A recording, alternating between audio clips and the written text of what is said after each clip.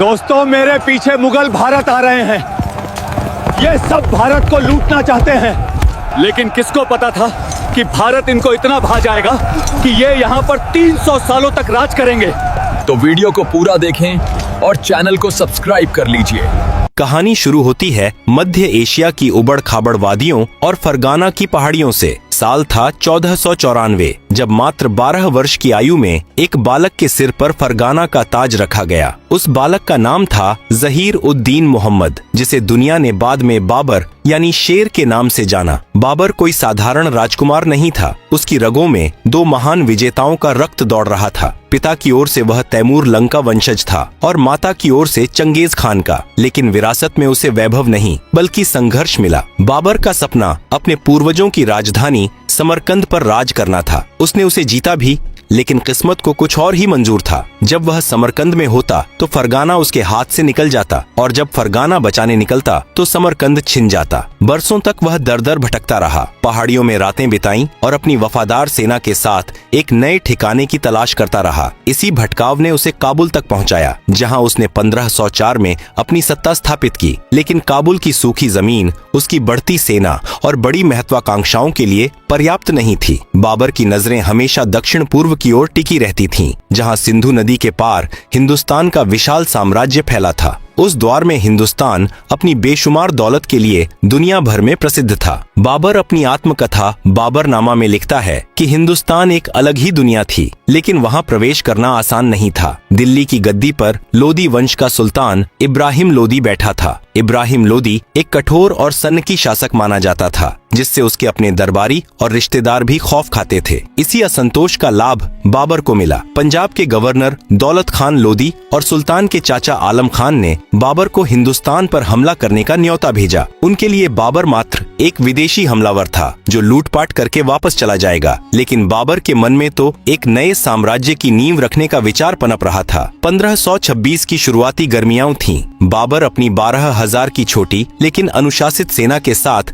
सिंधु नदी पार कर चुका था। उधर इब्राहिम लोदी के पास 1 लाख सैनिकों की विशाल सेना और लगभग 1000 खूंखार लड़ाकू हाथी थे। संख्या के लिहाज से यह मुकाबला पूरी तरह एक तरफा लग रहा था, लेकिन बाबर के पास दो ऐसी चीजें थीं जो हिंदुस्तान के लिए बिल्कुल नई थीं। पहली उस्ताद अली और मुस्तफा जैसे विशेषज्ञ तोपची, और दूसरी युद्ध की तुल्लुगमा पद्धति। 21 अप्रैल 1526 की सुबह पानीपत के मैदान में इतिहास रचा जाने वाला था। बाबर ने अपनी सुरक्षा के लिए एक अनोखा घेरा बनाया। उसने 700 बैलगाड़ियों को चमड़े की रस्सियों से बांधकर एक अभेद्य दीवार खड़ी कर दी, जिसके पीछे तोपें तैनात थीं। गाड़ियों के बीच बीच में तोपचियों और बंदूकों से लैस सैनिकों के लिए जगह छोड़ी गई थी। इसे रूमी पद्धति कहा गया। जैसे ही सुल्तान इब्राहिम लोदी की सेना ने हमला किया, वे बाबर के बिछाए जाल में फंस गए। लोदी की सेना इतनी विशाल थी कि उन्हें मुड़ने या पैंतरे बदलने की जगह ही नहीं मिली। इसी समय बाबर ने तुल्लुगमा रणनीति अपनाई। उसने अपनी घुड़सवार सेना को 2 हिस्सों में बांटा और दुश्मन को दोनों तरफ से घेर लिया। जैसे ही बाबर की तोपों ने आग उगलना शुरू किया, पूरे मैदान में ऐसा धमाका हुआ जो हिंदुस्तान ने पहले कभी नहीं सुना था। बारूद के धुएं और तोपों की गूंज ने इब्राहिम लोदी के हाथियों में भगदड़ मचा दी। वे हाथी, जो लोदी की सबसे बड़ी ताकत थे,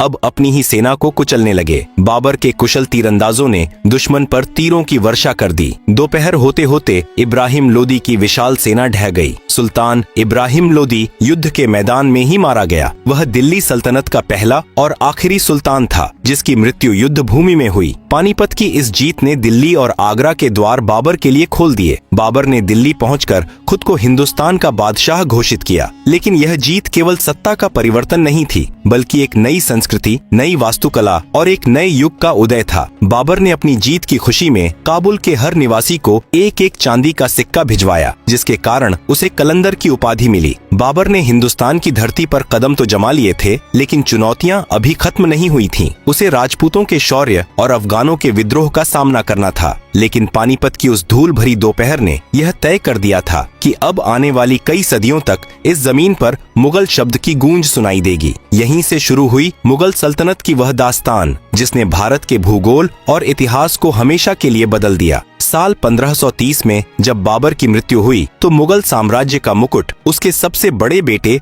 हुमायूं के सिर पर रखा गया। हुमायूं जिसका अर्थ होता है भाग्यशाली, लेकिन विडंबना यह थी कि उसका पूरा जीवन संघर्षों और दुर्भाग्य की छाया में बीता। वह एक विद्वान, खगोल शास्त्री और बेहद शांत स्वभाव का व्यक्ति था, लेकिन एक बादशाह के रूप में उसे वह कठोरता विरासत में नहीं मिली थी जो उसके पिता बाबर के पास थी। बाबर ने मरते समय हुमायूं से एक वादा लिया था, अपने भाइयों के साथ हमेशा उदार रहना। हुमायूं ने इस वादे को निभाया और साम्राज्य को अपने 3 भाइयों कामरान, अस्करी और हिंदाल में बांट दिया। लेकिन यही उदारता उसकी सबसे बड़ी भूल साबित हुई। उसके भाइयों ने सहायता करने के बजाय हर कदम पर उसके लिए षड्यंत्र रचे। इधर दिल्ली में हुमायूं अपनी गद्दी संभालने की कोशिश कर रहा था, उधर पूर्व में बिहार की जमीन पर एक नया तूफान आकार ले रहा था। उसका नाम था फरीद खान, जिसे दुनिया ने शेर शाह सूरी के नाम से जाना। शेर शाह एक साधारण जागीरदार का बेटा था, लेकिन उसकी बुद्धिमानी और युद्ध कौशल बेजोड़ था। उसने अफगानों को एकजुट करना शुरू किया और धीरे धीरे मुगल चौकियों पर कब्जा करना शुरू कर दिया। शेर शाह जानता था कि हुमायूं को सीधे युद्ध में हराना मुश्किल है, इसलिए उसने धैर्य और कूटनीति का सहारा लिया। उसने मुगल सेना को बंगाल के दलदलों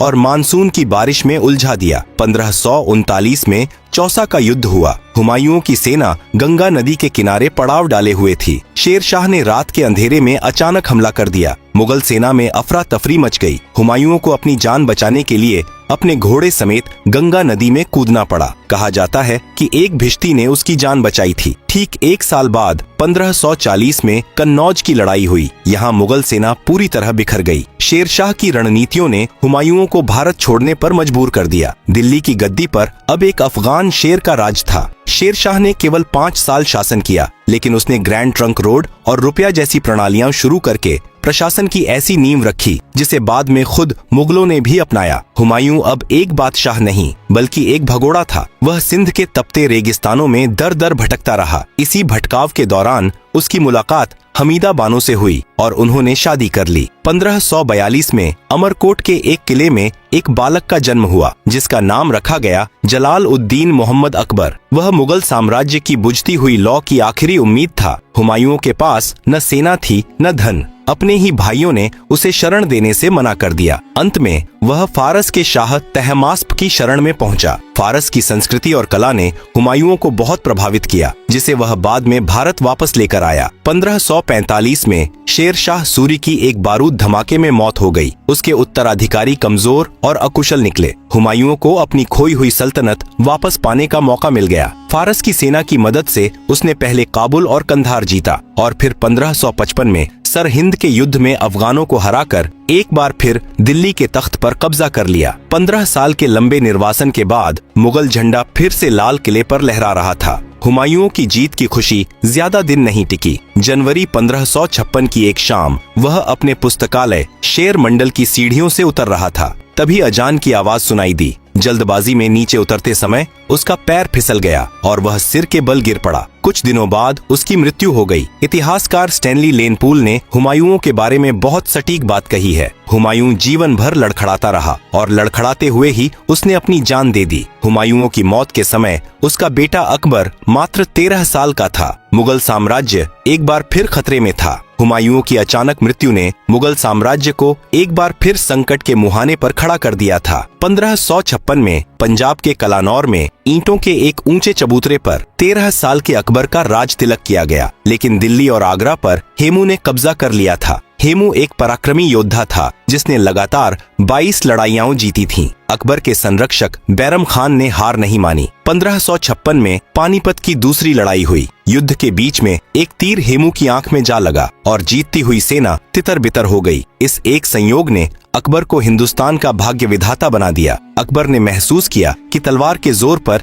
हिंदुस्तान जैसे विविध देश पर लंबे समय तक राज्य नहीं किया जा सकता। उसने सुलह ए कुल की नीति अपनाई। उसने हिंदुओं पर लगने वाला जजिया कर खत्म कर दिया और राजपूतों के साथ वैवाहिक और राजनीतिक संबंध बनाए। रानी जोधाबाई के साथ उनका विवाह केवल एक गठबंधन नहीं बल्कि 2 संस्कृतियों का मिलन था। अकबर ने दीन-ए इलाही नाम से एक नया विचार पेश किया जिसमें सभी धर्मों की अच्छाइयों को शामिल किया गया था। उसने प्रशासन में मनसबदारी प्रथा शुरू की जिसने मुगल सेना और राजस्व को एक नई मजबूती दी। उसके दरबार में बीरबल, तानसेन और अबुल फजल जैसे नौरत्न थे जिन्होंने मुगल दरबार की चमक को दुनिया भर में फैलाया। अकबर को वास्तुकला का बहुत शौक था। उसने आगरा से 36 किलोमीटर दूर फतेहपुर सीकरी नाम का एक पूरा शहर बसाया। बुलंद दरवाजा जो दुनिया का सबसे बड़ा प्रवेश द्वार माना जाता है उसकी गुजरात विजय का प्रतीक था। हालांकि पानी की कमी के कारण इस भव्य शहर को बाद में छोड़ना पड़ा, लेकिन आज भी यह अकबर की दूरदर्शिता का गवाह है। 1605 में अकबर की मृत्यु के बाद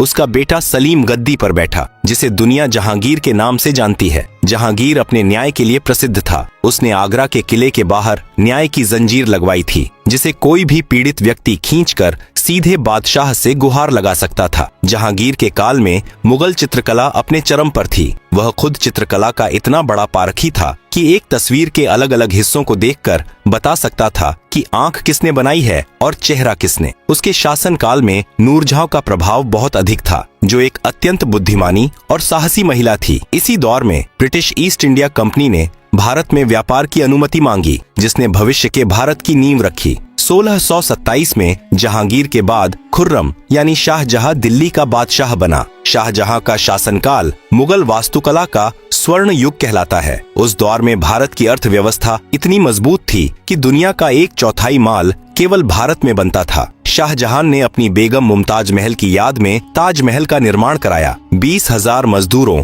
और 22 साल की मेहनत से बनी यह इमारत आज दुनिया के 7 अजूबों में शुमार है। उसने दिल्ली में लाल किला और जामा मस्जिद जैसी भव्य इमारतें बनवाईं। उसका मयूर सिंहासन बेशकीमती हीरों और जवाहरात से जड़ा हुआ था जिसकी कीमत उस समय भी करोड़ों में थी। शाहजहां ने दिल्ली को शाहजहानाबाद के रूप में फिर से बसाया, लेकिन जैसे जैसे वैभव बढ़ा वैसे वैसे उत्तराधिकार की जंग की आहट भी तेज होने लगी। शाहजहां के 4 बेटे दारा शिकोह, शुजा, मुराद और औरंगजेब एक दूसरे के खून के प्यासे हो गए। शाहजहां अपने सबसे बड़े और विद्वान बेटे दारा शिकोह को उत्तराधिकारी बनाना चाहता था जो उपनिषदों का अनुवाद कर रहा था और हिंदू मुस्लिम एकता का पक्षधर था, लेकिन किस्मत को कुछ और ही मंजूर था। इतिहास एक खूनी मोड़ लेने वाला था। 1658 का साल मुगल इतिहास में एक खूनी मोड़ लेकर आया। शाहजहां बीमार था और उसके 4 बेटों के बीच साम्राज्य के लिए ऐसी जंग छिड़ी जिसने भाईचारे के हर रिश्ते को शर्मसार कर दिया। एक तरफ दारा शिकोह था जो उदार था और कला दर्शन का प्रेमी था। दूसरी तरफ था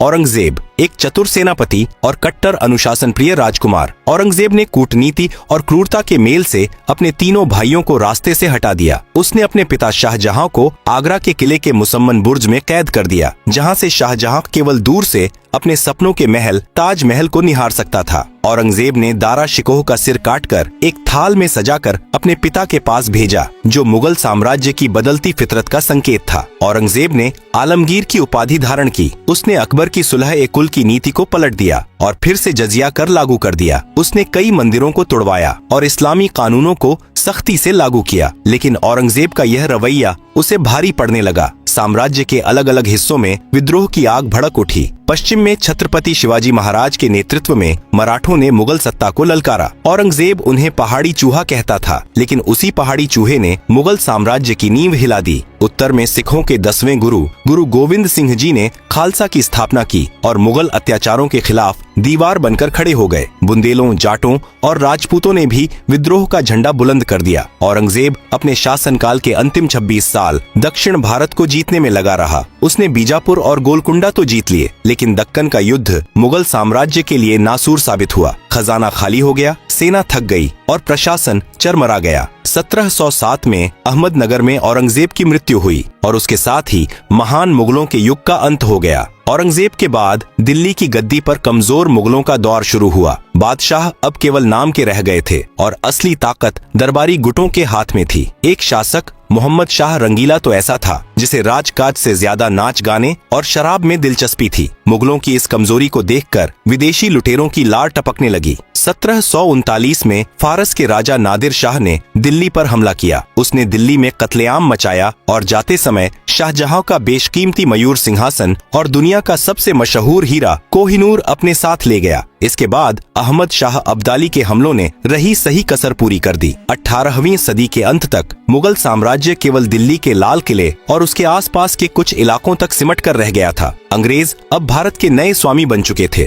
मुगल बादशाह अब अंग्रेजों की पेंशन पर पलने वाले केवल एक प्रतीक मात्र रह गए थे। 1857 में भारत का पहला स्वतंत्रता संग्राम छिड़ा। विद्रोहियों ने 82 साल के बूढ़े बादशाह बहादुर शाह जफर द्वितीय को अपना नेता चुना और उन्हें फिर से हिंदुस्तान का शहंशाह घोषित किया। बहादुर शाह जफर एक महान शायर थे, योद्धा नहीं। फिर भी उन्होंने देश के लिए इस जिम्मेदारी को स्वीकार किया, लेकिन यह संघर्ष असफल रहा। अंग्रेजों ने दिल्ली पर फिर से कब्जा कर लिया। बहादुर शाह जफर के बेटों को उनकी आंखों के सामने गोली मार दी गई। बादशाह को गिरफ्तार कर लिया गया और उन पर देशद्रोह का मुकदमा चलाकर उन्हें बर्मा की रंगून जेल में निर्वासित कर दिया गया। 7 नवंबर 1862 को रंगून की एक अंधेरी कोठरी में बहादुर शाह जफर ने अंतिम सांस ली। उन्हें वहीं एक गुमनाम कब्र में दफना दिया गया। जफर ने अपनी बेबसी पर एक मशहूर शेर लिखा था, कितना है बदनसीब जफर दफन के लिए, 2 गज जमीन भी न मिली कुएं यार में। बहादुर शाह जफर की मृत्यु के साथ ही उस मुगल वंश का आधिकारिक अंत हो गया, जिसने 300 सालों से अधिक समय तक भारत की किस्मत लिखी थी। मुगल चले गए, लेकिन वे अपने पीछे एक ऐसी विरासत छोड़ गए जो आज भी भारत की रगों में दौड़ती है। उर्दू जबान, लजीज मुगलई पकवान, ताजमहल, लाल किला और भारतीय संगीत व चित्रकला का अद्भुत मिश्रण, ये सब उसी दौर की देन है। मुगल साम्राज्य की यह कहानी केवल युद्धों और बादशाहों की कहानी नहीं है, बल्कि यह भारत के एक ऐसे युग की दास्तान है जिसने इस देश को दुनिया में सोने की चिड़िया भी बनाया और अंततः संघर्षों के बीच खुद को इतिहास के अंधेरों में विलीन कर लिया।